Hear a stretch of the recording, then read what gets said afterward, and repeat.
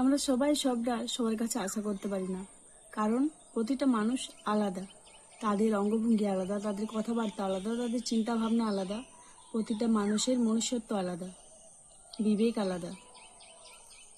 তাই সবার কাছে সবটা আশা করা ঠিক নয়। যদি আশা করতে হয় তাহলে নিজের উপর ভরসা রাখো, আর নিজের উপর আশা রাখো, নিজের উপর সব কিছু রেখে, বিশ্বাস রেখে পথ চলতে শুরু করো। আর যদি সেটা না পারো তাহলে জীবনে কিচ্ছু করতে পারবে না। কারণ তোমার যতই নিজের কেউ হোক না কেন, যতই কাছের কেউ হোক না কেন, কখনো কখনো তোমাকে এই ফিলটা দিতে পারবে না যে আমি তোমার জন্য